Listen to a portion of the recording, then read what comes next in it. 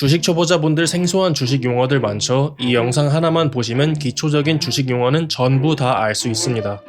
주식은 기업의 소유권을 여러 조각으로 나눠 갖는 거라고 할 수 있습니다. 예를 들어 삼성전자 주식의 50%를 보유하고 있다면 삼성전자 절반을 소유한 겁니다. 예수금, 주식 거래를 위해 증권 계좌에 입금해둔 돈을 말합니다. 매수와 매도, 매수는 주식을 사는 행위, 매도는 주식을 파는 행위를 말합니다. 체결, 매도 매수 거래가 성립된 것을 말합니다. 보통주와 우선주, 관심 있는 회사의 주식을 검색해보면 회사 이름의 주식과 회사 이름 뒤에 우가 붙어있는 주식 두 가지를 볼 수 있는데요. 우가 붙지 않는 것이 보통주, 붙는 것이 우선주입니다. 우선주는 배당금의 장점이 있는 주식입니다. 같은 회사의 주식이더라도 우선주는 보통주보다 배당금이 많지만 대신에 주가가 상대적으로 낮고 의결권이 없습니다. 시가와 종가, 우리나라 주식시장은 아침 9시에 시작됩니다. 시가는 거래가 시작되는 아침 9시 이후 최초로 체결된 거래 가격을 말합니다. 우리나라 주식시장은 오후 3시 30분에 마감합니다. 종가는 장이 마감하기 전 마지막으로 체결된 거래 가격을 말합니다.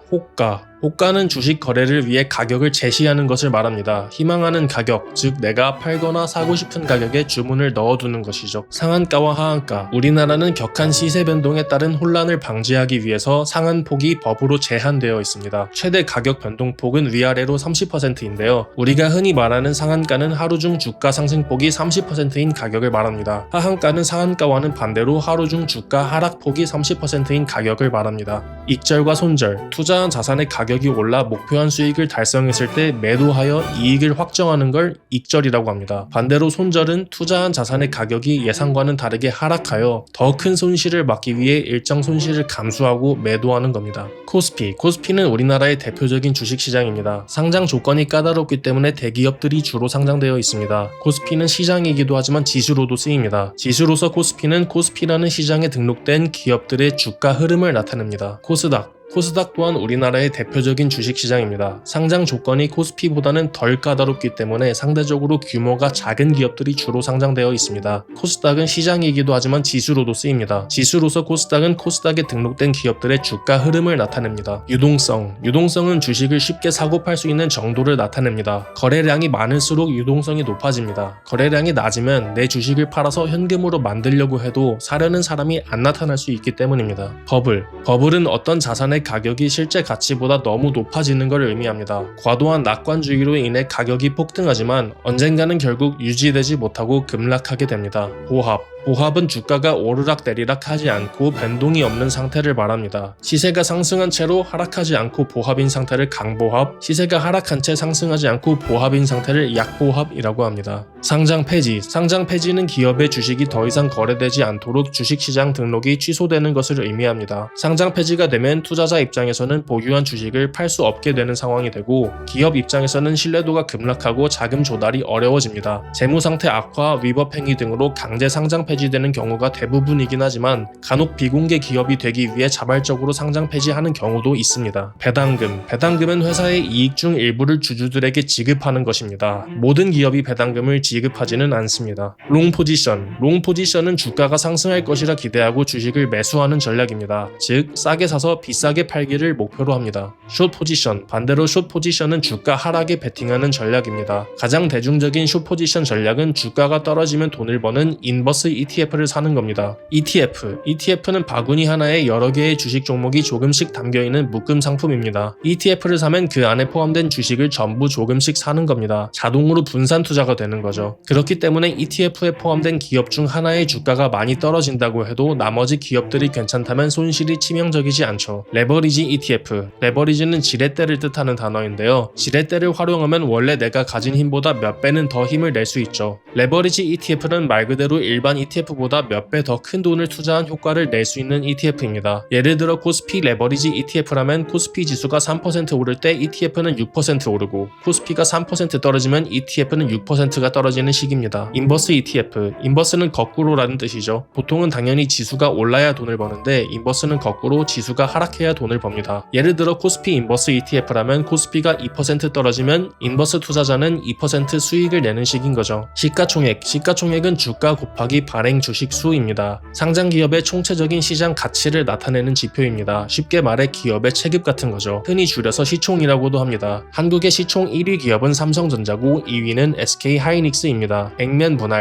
분할은 기업이 발행한 주식 한 주의 가격을 낮추고 그만큼 주식 수를 늘리는 것을 말합니다. 예를 들어 한 주당 10만 원인 주식을 10대 1로 액면 분할하면 한 주는 10주로 늘어나며 한 주당 가격은 10만 원에서 1만 원으로 낮아지게 됩니다. 투자자 입장에서는 주당 가격이 낮아져 거래가 쉬워져 유동성이 증가합니다. 2018년에 삼성전자는 50대 1 액면 분할을 했었고 당시 거래량이 대폭 상승했었습니다. 분식회계는 기업이 재무제표를 조작하여 실제보다 이익을 부풀리거나 손실을 감추는 불법적인 회계 처리 방식입니다. 역분식회계는 일반적인 분식회계와 반대로 기업이 실제보다 이익을 적게 보이게 조작하는 행위를 말합니다. 세금 회피, 직원 임금 인상 회피 등 다양한 목적을 위해 활용됩니다. 불장, 주가가 상승하는 상승장을 불장이라고 부릅니다. 이때 불은 뜨거운 불이 아니라 황소를 뜻하는 불입니다. 황소가 싸울 때 뿔 달린 머리를 아래에서 위로 치켜 올리는 모습에서 나온 말입니다. 베어마켓, 주가가 떨어지는 하락장을 베어마켓이라고 부릅니다. 곰이 싸울 때 앞발로 찍어내리는 모습에서 나온 말입니다. GPU,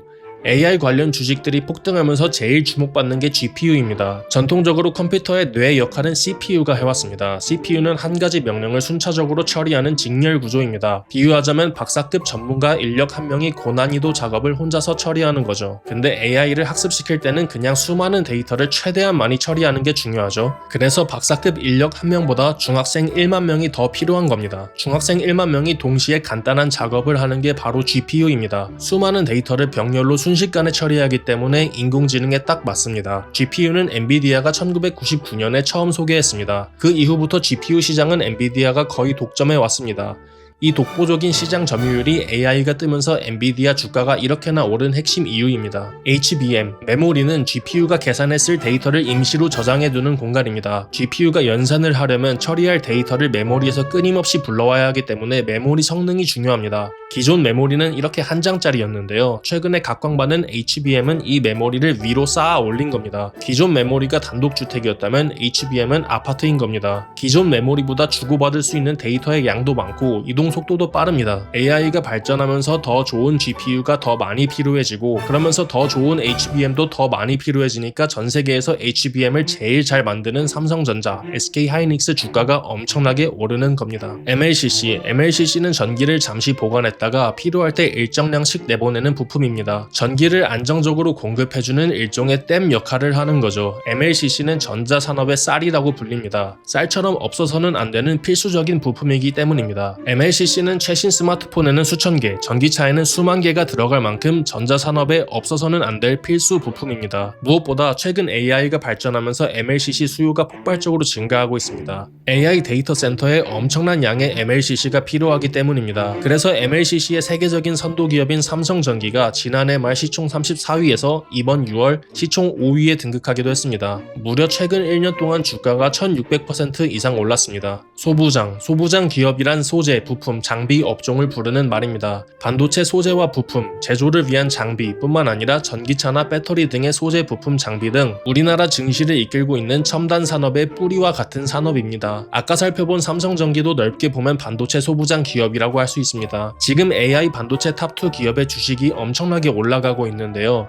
탑2 기업의 성장은 이 둘을 받쳐주는 소부장 기업의 성장으로 이어질 거라고 기대할 수 있습니다. 마치 삼성전기처럼 말이죠. 이런 상황에서 반도체 탑2에도 투자하고 소부장에도 투자해서 AI 밸류체인 전체에 투자할 수 있는 ETF가 있으면 참 좋을 것 같습니다. 사실 여기에 딱 맞는 ETF가 하나 있는데요. 바로 코덱스 AI 반도체 탑2 플러스입니다. 이 ETF는 50%는 삼성전자와 SK하이닉스를 각 25%씩 담고 있고 또 나머지 50%는 삼성전기 등 AI 반도체 소부장 기업 중에서 최정의 15종목을 선별해서 담고 있습니다. 그러니까 AI가 만들어낸 반도체 슈퍼사이클의 두 주인공과 그 성장의 효과를 고스란히 누리는 소부장 기업들을 모두 담아 AI 반도체 밸류체인 전체에 투자를 하는 균형 잡힌 포트폴리오입니다. 우선 삼성전자와 SK하이닉스에 대해서는 말이 필요 없죠. 내년에는 이 두 기업이 전세계 HBM 시장의 약 80%를 점유할 것으로 전망됩니다. 글로벌 AI 반도체 시장의 성장 수혜가 가장 기대되는 두 기업의 성장 모멘텀을 포트폴리오의 절반에 담는 구조, 코덱스 AI 반도체 탑2 플러스의 첫 번째 장점입니다. 이 탑2 기업이 커지면 자연히 그에 따라 웨이퍼 소재 소재 주문이 늘고 패키징 부품 수요가 확대되고 검사 장비 수주가 증가하는 흐름이 생깁니다. 말하자면 탑2 기업의 성장이 소부장 기업들의 구조적 실적 성장으로 이어지는 낙수 효과로 AI 밸류체인 전체의 성장의 흐름을 기대할 수 있는 겁니다. 이 흐름을 담아 포트폴리오의 나머지 절반은 반도체 생산 공정 전 단계에 걸친 소부장 정예 기업 최대 15종목으로 구성하고 있습니다. 최근에 주목받는 삼성전기도 높은 비중으로 포함되어 있습니다. AI가 만들어낸 반도체 슈퍼사이클, 그 중심에 삼성전자와 SK하이닉스가 있고 그 성장의 물결은 밸류체인 전반으로 퍼져나가고 있습니다. 이 흐름을 하나의 ETF로 담고 싶으시다면 코덱스 AI 반도체 탑2 플러스 ETF가 최적의 ETF일 겁니다. 오늘 영상은 여기까지입니다. 시청해주셔서 정말